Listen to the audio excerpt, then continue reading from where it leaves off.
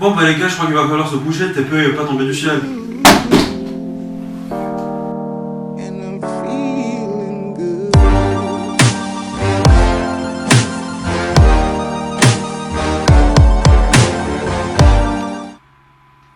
Et action!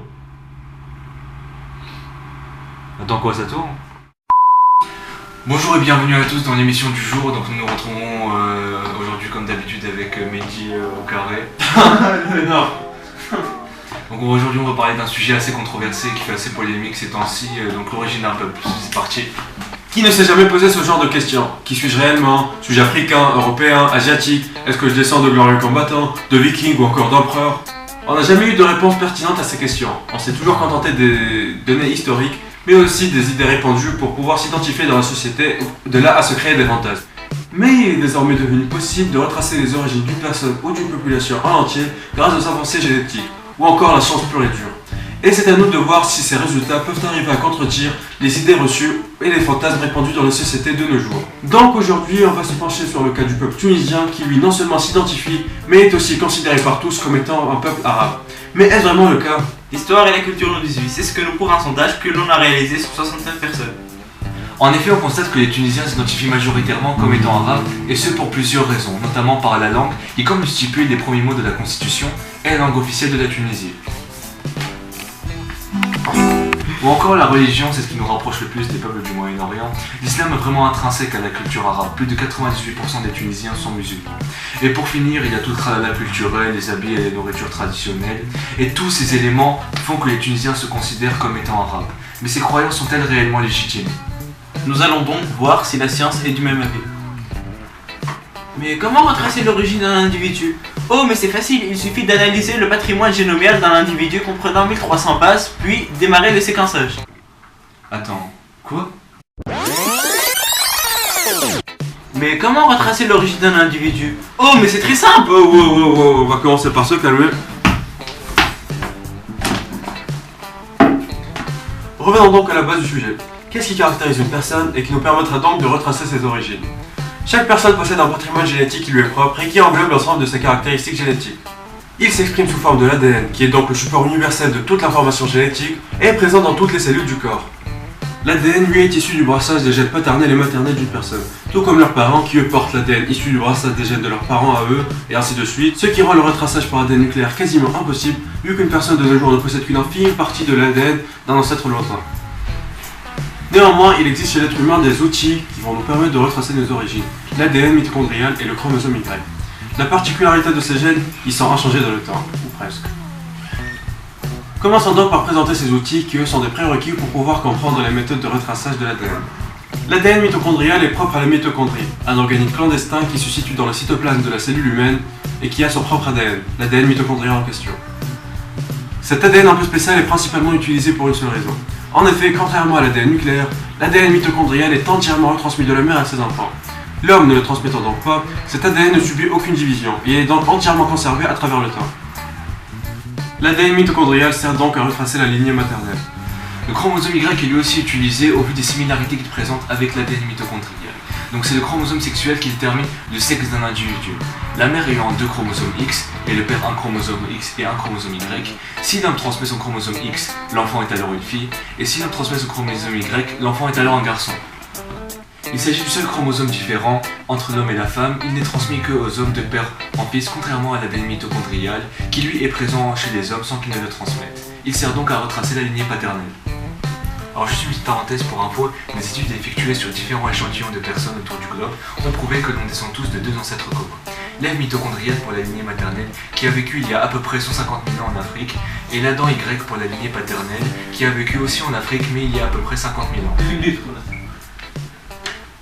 Attends 2 secondes, si j'ai bien compris. Si ma mère a des origines berbères, qu'elle va me transmettre avec son ADN mitochondrial, et vu que moi je ne peux pas transmettre l'ADN mitochondrial, mes descendants n'auront donc aucune origine berbère? Très bonne question à laquelle je n'ai pas de réponse. Non mais attends, je crois avoir fait ça quelque part. En effet, il restera toujours une partie berbère en eux, car bien que l'ADN mitochondrial et le chromosome Y soient les marqueurs les plus utilisés, il existe des marqueurs biparentaux auxquels on peut recourir, tels que le marqueur HLA. C'est quoi le marqueur HLA? Eh bien, le marqueur HLA est une molécule qui fait partie du système immunitaire et qui est présente autour de la cellule. Elle se transmet par les deux parents. Ainsi, cette molécule permet de retracer la lignée paternelle et maternelle. A noter que ces tests de retraçage se font sur différents marqueurs pour aboutir à des résultats les plus précis possibles. Non mais attends une seconde, on est bien d'accord qu'on descend tous du même ancêtre commun, non? Bah ouais. Mais vu que l'ADN mitochondrial et le chromosome Y restent inchangés à travers le temps, comment ça se fait qu'on n'a pas tous le même chromosome Y et le même ADN mitochondrial, vu qu'on descend tous de la même personne? Attendez les gars, je vais googler, laissez-moi faire. C'est très simple. Lors de la réplication de l'ADN, la cellule mère se divise en deux cellules filles identiques, qui possèdent donc le même ADN. Néanmoins, ce processus n'est pas parfait, car en effet, au fil du temps, l'ADN peut subir de toutes petites modifications, autrement dit des mutations. Ces mutations ont lieu au niveau des nucléotides, qui sont de toutes petites bases azotées qui composent la séquence d'ADN. Les mutations arrivent généralement spontanément, et elles ont lieu principalement sous trois formes. La substitution, au cours de laquelle une nucléotide est remplacée par une autre nucléotide de caractère différent. La délétion, au cours de laquelle une nucléotide est entièrement supprimée de la séquence d'ADN, ou l'addition, où une nucléotide vient s'ajouter dans la séquence d'ADN. Ces petites modifications peuvent paraître anodines à première vue, mais une mutation dans un gène peut faire varier son caractère entièrement.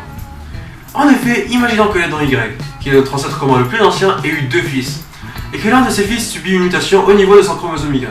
Et bien tous ses descendants porteront cette mutation, tandis que les descendants de l'autre fils, eux, ne la porteront pas. Mais comment retrouver des mutations sur une séquence d'ADN étudiée? C'est très simple. Le principe de localisation des mutations est basé sur un marqueur dit SNP. A chaque fois que l'on découvre une nouvelle mutation inconnue jusqu'à ce jour lors de l'étude d'une séquence d'ADN mitochondriale ou de chromosome Y, en la comparant à la séquence d'ADN de la mitochondriale ou de l'ADN Y, on localise cette mutation dans le temps et on lui donne un nom qui sera ce marqueur SNP. Ce qui nous facilitera grandement la tâche puisqu'il suffira de retrouver sur la séquence d'ADN étudiée des mutations déjà découvertes auparavant en se référant à la base de données de marqueurs SNP. On a donc créé les haplogroupes pour classer les groupes de personnes portant là ou les mêmes mutations. On peut retrouver par exemple l'aplogroupe berbère, l'aplogroupe européen, l'aplogroupe africain. Chaque groupe ethnique étant caractérisé par une ou par plusieurs mutations. Maintenant que vous avez les outils nécessaires pour nous suivre dans notre analyse, revenons à notre cher peuple tunisien.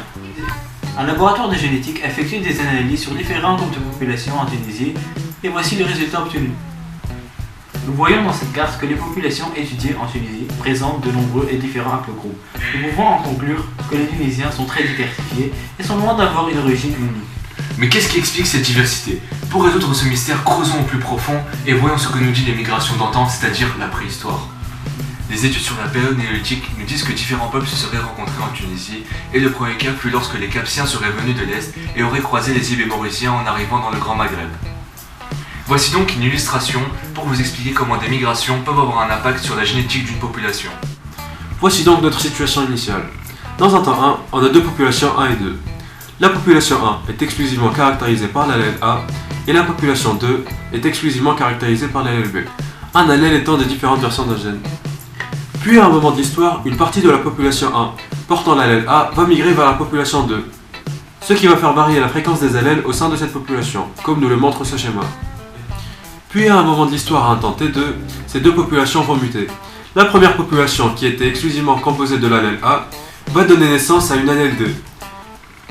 Tandis que pour la deuxième population, le brassage des allèles A et B qui ont coexisté pendant une certaine durée va donner naissance à une nouvelle allèle, l'allèle F. Voilà pourquoi l'arrivée des Capsiens fut l'un des premiers mélanges génétiques entre différentes populations en Tunisie. Maintenant que vous savez comment des migrations peuvent modifier génétiquement une population, passons à ce qui nous intéresse le plus dans notre étude, à savoir la période historique. Dès le début des temps historiques, les Phéniciens ont débarqué en Tunisie en 814 avant Jésus-Christ et ont fondé Carthage. Puis en 264 avant Jésus-Christ, ont débuté les guerres puniques qui se sont soldées par la défaite et la destruction de Carthage en 146 avant Jésus-Christ. Le territoire tunisien est donc annexé à l'Empire romain. En 439, pendant la période du déclin de l'Empire romain, la Tunisie a été prise par les Vandales. Au début du 8e siècle, ce fut au tour des Arabes par la conquête de Carthage, mais nous détaillerons ça plus tard. En 1160, la dynastie berbère atteint son apogée, notamment avec les Hafsides. Mais cette domination prit fin et fut remplacée par les Andalous en 1535. En 1574, il y a eu la prise de Tunis par les Turcs. Le territoire est alors annexé à l'Empire ottoman. Puis finalement, en 1881, arrivèrent les Français, les derniers colons de la Tunisie. Ce fut l'un des peuples qui a eu un apport linguistique conséquent, malgré son séjour relativement bref. Au vu de leur faible apport culturel, beaucoup des peuples précédemment cités peuvent être considérés comme les oubliés de l'histoire de la Tunisie. Mais deux d'entre eux ressortent du lot et sont toujours sujets à polémique de nos jours. Il s'agit des Arabes et des Berbères. Les Arabes sont en plein cœur de notre étude parallèlement au fantasme des populations maghrébines et nous allons voir quel a été le réel impact des Arabes sur la population tunisienne d'antan. Les populations berbères sont-elles aussi sujettes à controverse? Pourquoi ce genre de population semble rejetée, enterrée par la culture tunisienne? Pourquoi avons-nous cet amas d'idées reçues sur ces populations mystiques et pour la plupart secondaires? Pourquoi le peuple maghrébin s'identifie-t-il plus en tant qu'arabe qu'en tant que berbère? Et est-ce vrai d'un point de vue génétique? Décortiquons un peu ce bazar génétique. Les Berbères sont un peuple mystérieux rempli de légendes et de contes. Qui ne connaît pas cette fameuse chanson d'Idir qui racontait l'histoire d'une fille terrorisée par un monstre arpentant les alentours de sa maison? Leur histoire est très complexe et ils sont caractérisés par une absence de type ethnique, ce qui peut sembler assez contradictoire comme caractéristique. Au début des temps historiques, les Berbères ont été les premiers à peupler le Maghreb et donc la Tunisie, même si de nos jours les populations de culture berbère sont relativement peu présentes. Il est dit qu'il y a 2 à 3% de la population qui est berbérophone, donc qui parle la langue berbère. Étant donné que ces populations ont été présentes au début des temps historiques de la Tunisie, on peut supposer que même si le rapport culturel est moindre, le rapport génétique devrait être assez conséquent sur les populations tunisiennes. Mais ne soyons pas trop gourmands, car le plaisir est dans l'attente, et revenons à nos chers amis les Arabes. Ah, les Arabes, peuple qui a toujours aimé faire parler de lui. De la conquête des esprits et des terres à la conquête du ciel moderne. Un culte et inévitablement un fantasme du guerrier brave et fier s'est développé, nourri par l'expansion titanesque de ce peuple et simultanément de l'islam. Ce semblant d'équipé nous donne quelques pistes sur la suite de notre étude, mais pas de précipitation. Nous parlons des Arabes, mais quel est leur rapport avec la Tunisie? Quand sont-ils venus et pourquoi? Les premiers Arabes orientaux sont arrivés au 7e siècle avec la conquête musulmane et ont permis l'islamisation de la Tunisie. Mais l'arabisation linguistique et culturelle a surtout été déterminante à partir du 11e siècle. Ils renforçaient leur présence en Tunisie par les populations nomades. Nous pouvons donc supposer que leur rapport génétique a été relativement faible, mais que leur impact a été surtout culturel et social. Et vient enfin le tournant de cette vidéo, ce que vous attendiez tous, l'aboutissement d'heures de travail.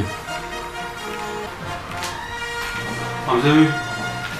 Aïe! De sueur, de larmes, et finalement de joie. Ouais, il était peu, c'est fini! Arrive enfin la réponse à la question tant attendue.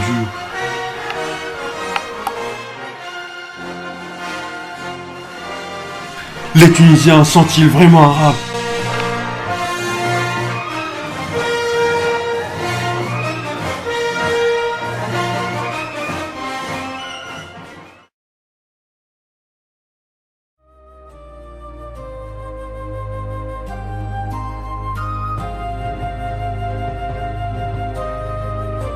Voici donc les résultats tant attendus.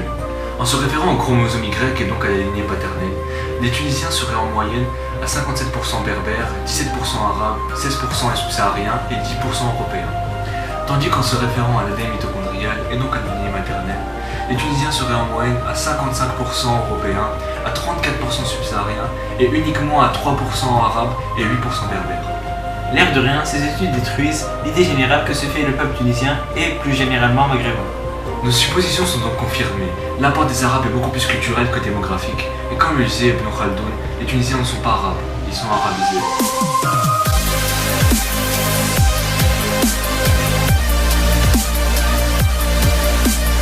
Bon bah les gars, dernière scène de TPE. Toute bonne chose a une fin. Merci d'avoir regardé notre vidéo, c'était vraiment un sujet qui nous tenait à cœur et ce fut un plaisir de travailler dessus. Bon, abuse pas. Ça n'a vraiment pas été facile de trouver des informations pertinentes et complètes à ce sujet, vu que c'est assez récent et d'actualité. C'est pour ça qu'on tient à remercier Madame Benarma El-Gaïd ainsi que tout le laboratoire de génétique du campus de Tunis pour nous avoir aidé à mener nos recherches. Peace!